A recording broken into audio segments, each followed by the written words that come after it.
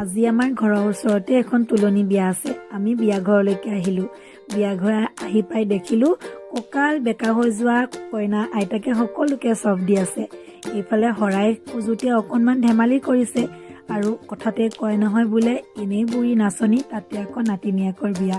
আজি একেবাৰে আখৰে আখৰে ফলিয়ালে দেখিলেনে? দুই বিয়নী লগ লাগি খুব ফূৰ্তি কৰিছে নাতিনীয়েকৰ বিয়াত। আৰু এতিয়া কইনা কোলা লোৱা সময়। কইনা কোলা লোৱা সময়তো অকণমান ধেমালি কৰা হৈছে। এয়া কইনা মাক। কইনা কোলা লৈ পেলাই অকণমান নচুৱাইছে। বৰ ফূৰ্তি কৰা হৈছে। আমি থকা ঠাইখিনিতনো কেনেকৈ তুলনি বিয়া পতা হয়, কেনেকৈ নিয়ম কৰা হয় তাকে আপোনালোকক দেখাইছোঁ। এয়া কইনা এনাইককো অকণমান ধেমালি কৰিছে। সকলোৱে মিলি বিয়াখনত খুব বেছি ফূৰ্তি কৰিলোঁ। আপোনালোকৰ ফালে এনেকুৱা কৰে নে নাই কমেণ্ট কৰি জনাব। বিয়া ভিডিঅ'টো দীঘলকৈ যদি চাব বিচাৰে তেতিয়াহ'লে মোৰ দীঘল ভিডিঅ'বোৰ চাব। আজিলৈ ইমানেই। বাই।